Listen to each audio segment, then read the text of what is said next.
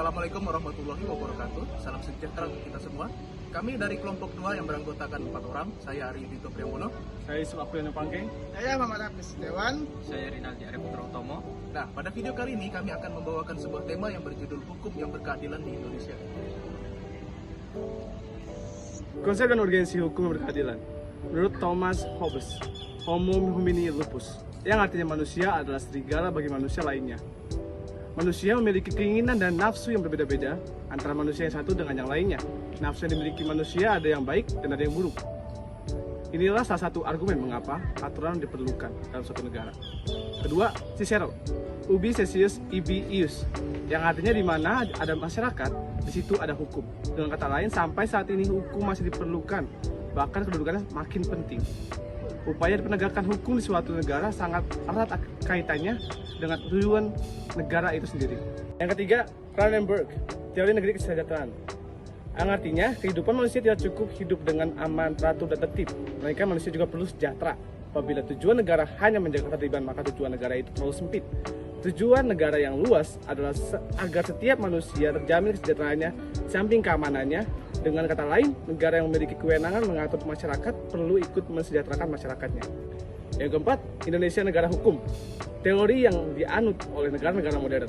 Negara Kesatuan Republik Indonesia adalah negara hukum, yang artinya negara ini didasarkan pada hukum, bukan didasarkan pada kekuasaan belaka, melainkan negara yang berdasarkan atas hukum.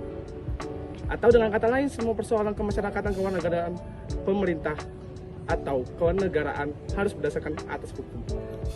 Dan menurut alinea keempat, yang kelima, pembukaan UUD 1945, melaksanakan ketertiban dunia yang berdasarkan kemerdekaan, perdamaian abadi, dan keadilan sosial. Dan bunyi alinea keempat ini dapat didefinisikan bahwa tujuan negara Republik Indonesia memiliki indikator yang sama sebagaimana yang dinyatakan oleh Cronenberg. Baik, berikutnya fungsi negara dalam teori tujuan negara. Yang pertama, melaksanakan ketertiban dan keamanan. Kedua, mengusahakan kesejahteraan dan kemakmuran rakyatnya. Yang ketiga, pertahanan.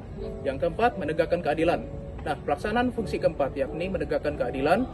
Fungsi negara dalam bidang peradilan ini dimaksudkan untuk mewujudkan adanya kepastian hukum. Fungsi ini dilaksanakan dengan berlandaskan pada hukum dan melalui badan-badan peradilan yang didirikan oleh sebagai tempat mencari keadilan. Nah, dalam arti kata ini, bagi Indonesia sendiri dalam rangka menegakkan keadilan telah ada sejumlah peraturan perundang-undangan yang mengatur tentang lembaga peradilan dan badan keadilan. Peraturan perundang-undangan dalam bidang hukum pidana, misalkan kita memiliki kitab undang-undang hukum pidana atau KUHP, dan kitab undang-undang hukum acara dan pidana KUHAP. Dalam bidang peradilan ada peradilan umum, peradilan militer, peradilan agama, dan peradilan tata usaha negara. Berikutnya, mengapa diperlukan penegakan hukum yang berkeadilan? Terdapat sejumlah permasalahan kehidupan dalam bermasyarakat, berbangsa, dan bernegara. Beberapa di antaranya yang terkait dengan masalah penegakan hukum adalah sebagai berikut. Yang pertama, perilaku warga negara, khususnya oknum aparatur negara masih banyak yang belum baik dan terpuji, seperti masih ada praktik KKN, praktik suap, perilaku premanisme, dan perilaku yang tidak terpuji lainnya. Yang kedua, potensi konflik dan kekerasan sosial seperti SARA, pelanggaran HAM, etnosentris, dan lain-lain. Ketiga, maraknya kasus-kasus ketidakadilan sosial dan hukum yang belum diselesaikan dan ditangani secara tuntas. Empat, penegakan hukum yang lemah karena hukum yang bagaikan pisau yang tajam ke bawah tapi tumpul ke atas. Yang kelima, pelanggaran oleh wajib pajak atas penegakan hukum dalam bidang perpajakan. Baiklah, di sini saya akan menjelaskan apa itu hukum privat dan hukum publik. Hukum privat ialah hukum yang mengatur hubungan antara manusia individu yang menyangkut kepentingan pribadi, misalnya jual beli, sewa menyewa, dan pembagian waris. Kedua, hukum publik. Hukum publik ialah hukum yang mengatur hubungan antara negara dengan perseorangan yang menyangkut kepentingan umum, misalnya perampokan, pencurian, pembunuhan, penganiayaan, dan tindakan kriminal lainnya. Dinamika dan tantangan penegakan hukum yang berkeadilan di Indonesia. 1. Persoalan penegakan hukum di tengah maraknya pelanggaran hukum di segala strata kehidupan masyarakat. Kedua, di era globalisasi yang penuh dengan iklim materialisme, penegak hukum harus tahan terhadap upaya oknum masyarakat atau pejabat yang akan mencoba menyuap. Ketiga, pemerintah perlu melakukan upaya preventif dalam mendidik warga negara, termasuk melakukan pembinaan kepada semua aparatur negara secara terus-menerus.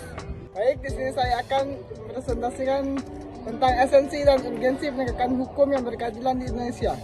Penegakan hukum pada dasarnya bertujuan untuk meningkatkan ketertiban dan kepastian hukum dalam masyarakat sehingga masyarakat merasa memperoleh perlindungan akan hak-hak dan kewajibannya demi kepastian hukum untuk memenuhi rasa keadilan masyarakat. Upaya penegakan hukum harus selalu dilakukan secara terus-menerus. Ketidakadaan penegakan hukum terlebih ketidakadaannya aturan hukum akan mengakibatkan kehidupan yang kacau. Nah, sekian dari kami. Apabila ada kekurangan pada video kami mohon maaf. Dan saya akhiri. Wabillahi taufiq wal hidayah. Wassalamualaikum warahmatullahi wabarakatuh.